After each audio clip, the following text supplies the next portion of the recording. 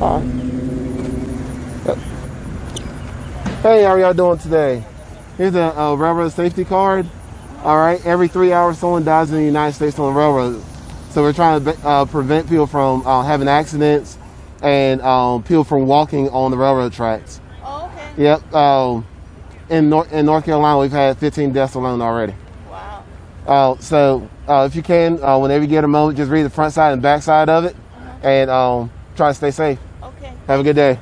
Every month, every day, we respond to accidents on the tracks where people stop on the tracks at these intersections, and when a train comes, trains cannot stop in time, and they collide with these vehicles, and sometimes they end up in fatalities. So we are trying to prevent that, or at least cut that down. We've already had 15 deaths this year in North Carolina alone. Yeah, we've had about 3 in the last 2 weeks. Well, thank you for the education. Yes, ma'am. You have a good day. Bye-bye. Operation Lifesaver is a nonprofit railroad safety education and information organization, and our mission is to reduce the number of collisions and incidents that occur at highway, rail, grade crossings and near railroad tracks.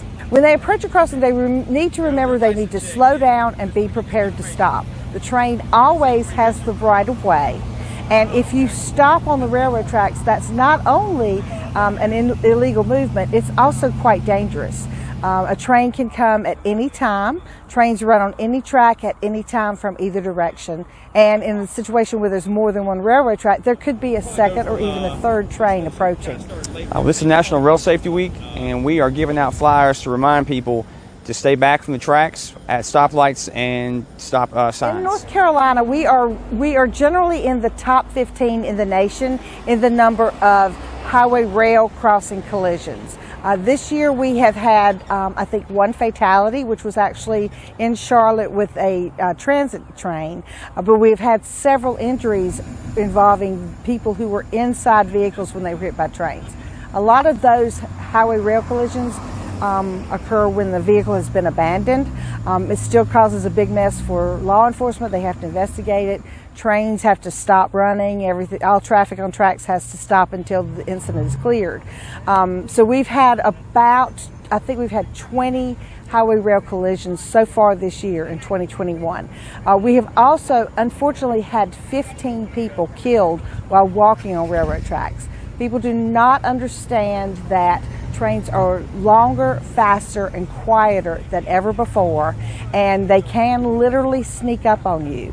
And if you are on railroad tracks for any reason without express permission, you're trespassing. All railroad tracks are private property. All railroad crossings are private property. So if you are on railroad property, you're trespassing, which is a Class 3 misdemeanor, punishable by a fine of up to $350, or you can be struck by a train and injured or killed. It's actually a misdemeanor to walk on the railroads.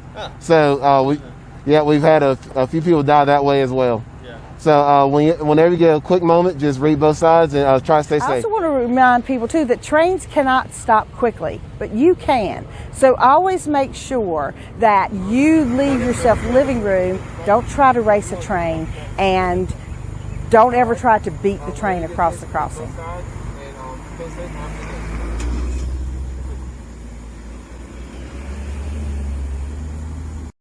When times get dark, we can't see the help that's all around us. Let 211 be your guiding light for help with food, healthcare, and other resources. 211, how can I help you? Call 211 or visit 211.org. 211, get connected, get help.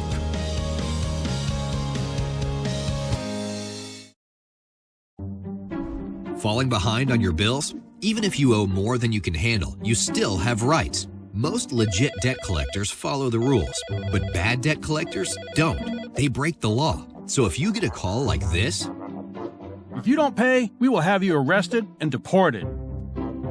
Or this is your final warning. Pay up now or we'll contact your employer and make them pay. Hang up and report it to the Federal Trade Commission. You have the right to be treated fairly no matter what. That means debt collectors can't use abusive language, threaten violence, or harass you. Or call you before 8 in the morning or after 9 at night.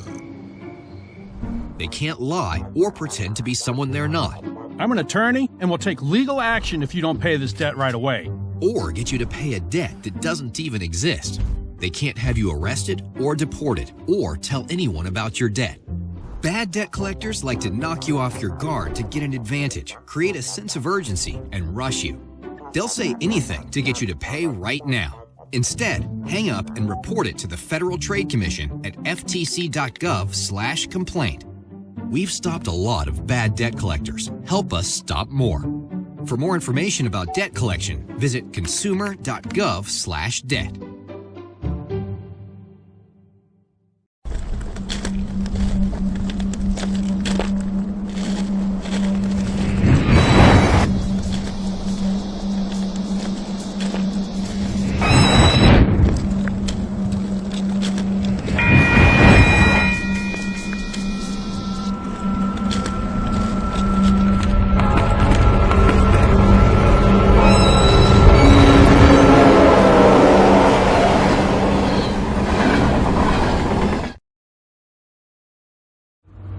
To keep things from being stolen from your vehicle, don't leave them in your vehicle. Simple, easy preventive measures. Don't leave your items overnight, during the day, 5-10 minutes. Take them in the house, take them in the building, into your office. Just make sure they're secure somewhere else besides your vehicle. If you have to leave something in your car, secure it in your trunk. It's less likely to be seen through a window. If you can't secure it in your trunk, most people have a locking glove box. Put it inside of your glove box that locks, or your center console. Not all of them locked, but at least it's not out in the open, visible, where anyone can walk by and see it.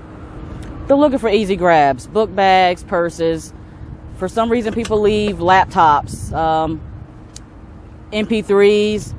They look for weapons. They know people leave weapons in the car. So if you have to leave a weapon in your car, they make boxes where you can securely lock your weapon in the vehicle, unseen. You can always call the police, reference suspicious activity or suspicious person. Do not approach them yourselves. You never know if they're armed or what their intentions may be. Before you go through it, call the police first. Hopefully they're able to get fingerprints off of it, but call the police before you go through your vehicle. If it appears that they've gotten in, 9 times out of 10 they probably did get in and just didn't see anything worth taking. A lot of heavy equipment, especially for construction, is kind of hard to take in and out. If you can secure it down, get lock boxes. A lot of trucks offer toolboxes, lock boxes. If it's big items, get chains. Find ways to secure it down with chains. If you can and you're not able to, then one of the best things you can do is make sure that you have these serial numbers so that if they do get stolen, they can be located if they're pawned or stolen or sold to someone else. Put it up, put it away, keep it out of the public's eye.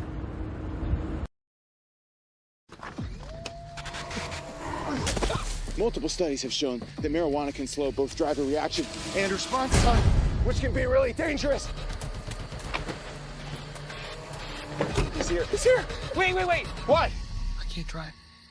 Why? My. Oh.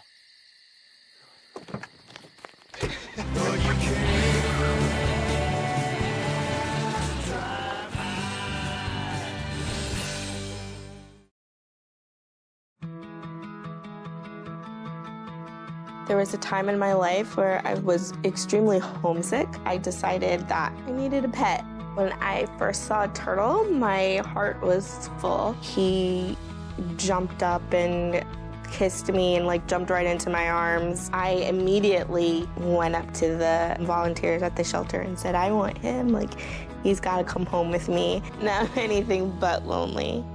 Every day with Turtle is a perfect day and keeps me company when I'm doing schoolwork. I like it when he jumps up on the table too. He is a veggie thief. He's an incredible companion and my best friend. Can't say that I've met anybody that doesn't love him too. When I adopted Turtle, I discovered all the things that make him unique. He's a little bit of a lot of things, but mostly he's all pure love.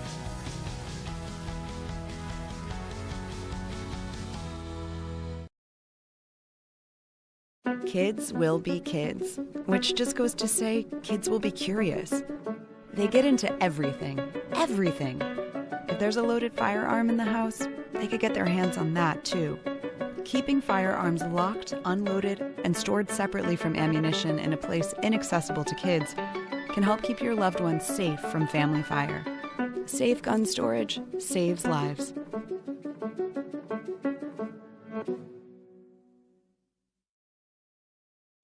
I'm Sergeant Norwood, Durham County Sheriff's Office. I'm currently assigned to the Scope Unit. Today we are doing the Operation Medicine Drop. It's a program that we participate in the Durham County Sheriff's Office that's given by the State Bureau of Investigation. Thank you for bringing them. Okay, so Carolina Arbors is a fabulous community. We have residents that are 55 and better. There are 1,292 homes here at Carolina Arbors. We have like about approximately 2,200 residents. Good morning. Thank you. Operation Medicine Drop is an opportunity for people to take old or not used medicine, controlled substances, and bring them to a place like this where it's secure and pass over to law enforcement so we can get rid of them the proper way. And they have done the pill drop in the past, and it has helped the residents to get rid of their unwanted expired medicines and help to clean out their medicine cabinets. If those medications are given into the wrong hands or fall in the wrong hands, it can be used for selling back on the streets and stuff like that. And a lot of times people do also hold on to them and not know what to do with them, and sometimes they flush them, and that's not what you want to do. It just helps them to purge and get rid of unwanted medicines in a safe and healthy way. We secure the medicines in these boxes, then we destroy them later by incineration. Have a good day, okay?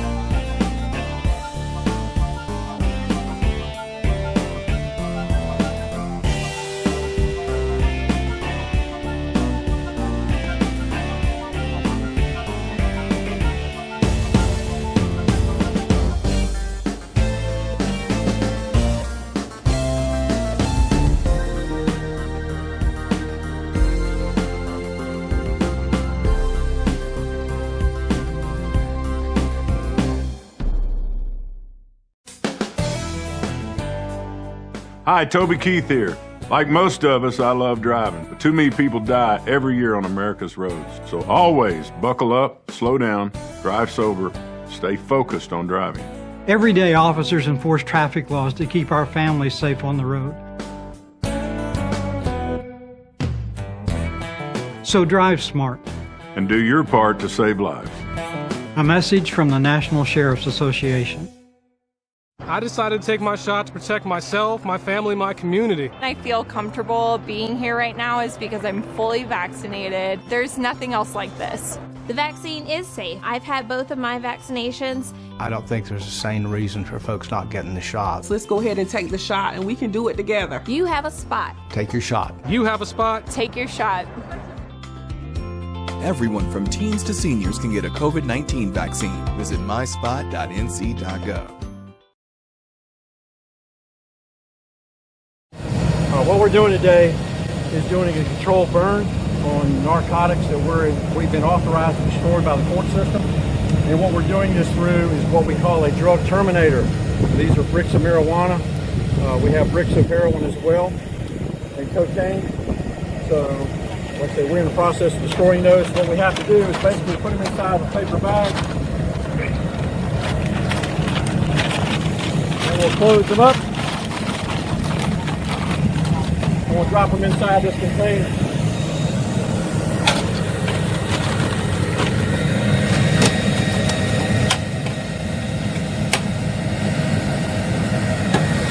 we'll put them inside the drug terminator.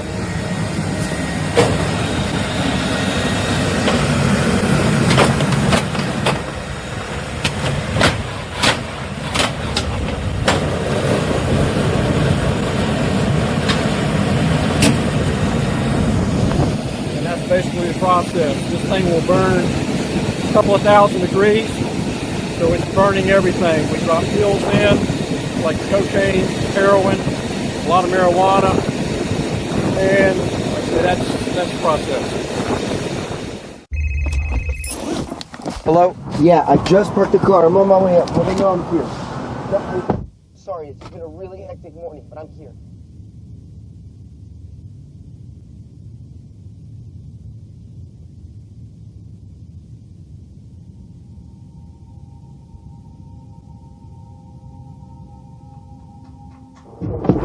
I am so sorry. I can't believe I forgot to drop you off. Your mom usually takes you to daycare. Let's make sure you're all right. We all make choices. When it comes to alcohol, kids make choices whether to drink or not. Bye, Dad. Bye-bye. Remember, I'm going to Alex's party tonight and sleeping over. Have fun. Hey, have a seat for a second. Remind me about that party again? Alex is just... And adults make choices whether to talk about it.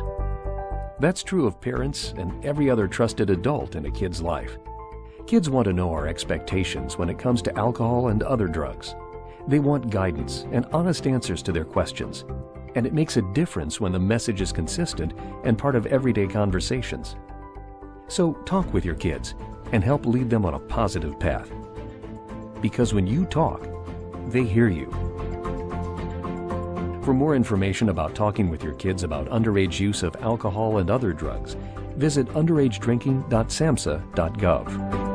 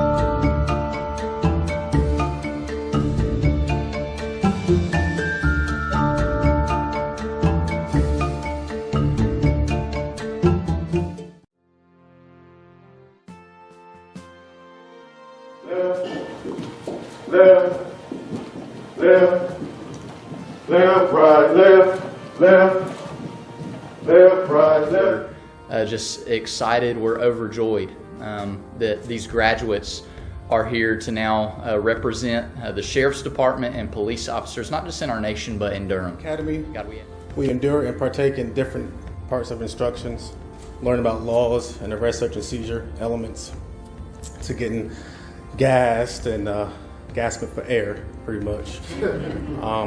But it was all worth it, every minute of it. These non-cadets here, we fought tooth and nail. I'm proud to sit here and speak for you guys on your behalf. There's not another non-cadets I would ever want to go through this academy with you guys. So thank y'all. We appreciate it. We have the best instructors in the state of North Carolina. Our instructors are what make our academy so successful. Our instructors are always willing to help and spend the extra time to make sure each cadet understands and is proficient in whatever block of instruction that is being taught. I can't thank them enough for all they do for me, the class, and the agency. Throughout this 19-week academy, BLET Class 43 has completed 758 hours of instructional and practical time and hours of grueling physical training sessions. I met with the class the week before the academy started and told them my standards as a school director and our standards as an agency. I also told the class, thank you for being here and thank you for stepping up in a time where many are not willing to step up and several are stepping out. I'm proud to say that this class took my words to heart and has met the standards and requirements to become law enforcement officers in the state of North Carolina.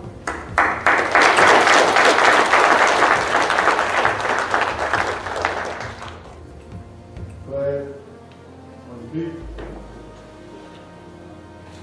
Left. time. March. Left, left, right, left, left. Forward. March. Left, right, left, left. Now for the presentation of their certificates. Deputy Shawnice Brennan.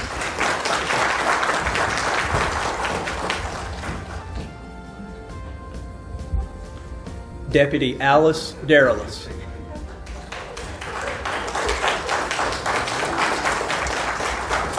Deputy Joel Diaz.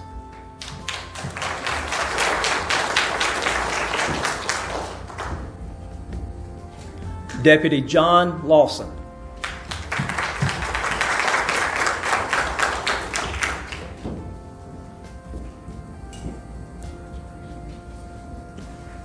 Deputy Brandon Faison.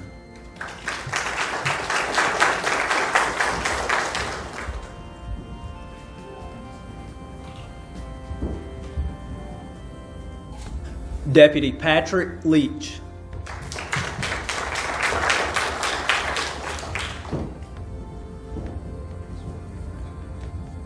Deputy James Lynch.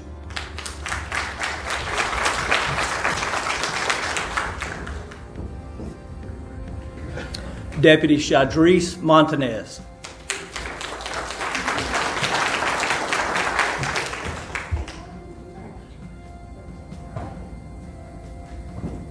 Deputy Elizabeth Phoenix.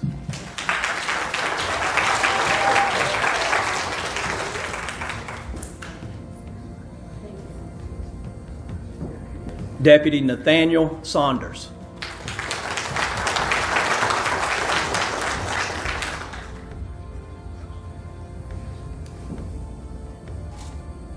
Take a seat. Now I'd like to invite Sheriff Burkhead to give some remarks. And I'm proud of each and every one of you. The 10 of you who are sitting here today are the elite. You finished it. Every challenge set before you. You overcame some shortcomings and some difficulties all during the pandemic. So I am extremely proud of each and every one of you because I know what you've been through. We are, as law enforcement professionals, as was said earlier, we take an oath to serve. We're not in this job for the glitz and the glamour, and certainly not the money. But we are here to serve. And as I look at the 10 of you, I see new servant leaders in this community. Class 43 on your feet. For the last time, you are dismissed. Congratulations.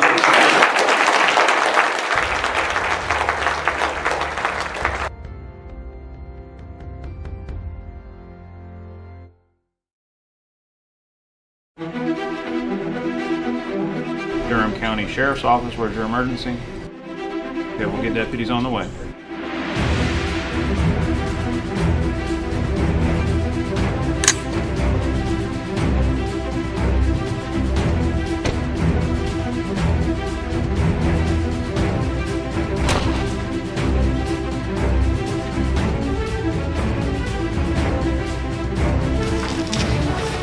Order! Move!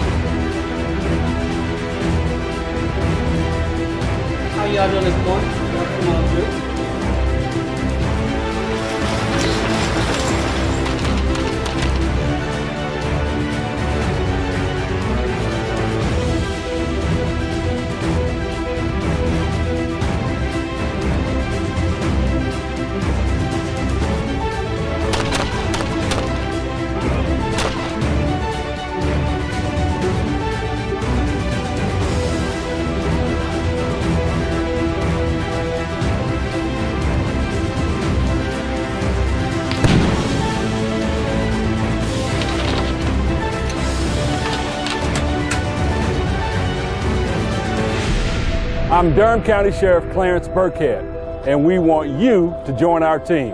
Honor, duty, service. If you have what it takes, our recruiting starts now.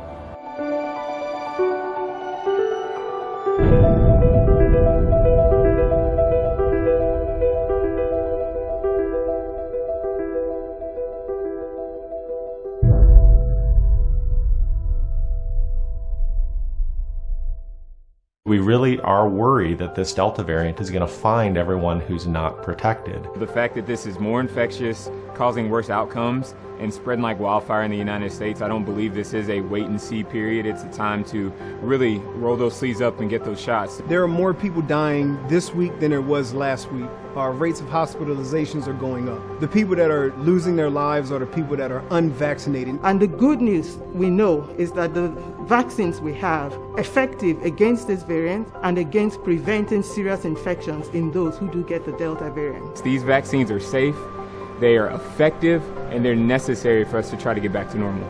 Look, you're rolling the dice, you're playing roulette with this, and the longer and longer you wait, the more and more likely that you are to get this and can suffer really severe consequences from it. Everyone from teens to seniors can get a COVID-19 vaccine. Visit myspot.nc.gov. Porque se necesita vacunar. Necesitamos que todos ustedes se vacunen. Necesitamos poder terminar con la pandemia. Hay muchas familias que han muerto por esta terrible enfermedad.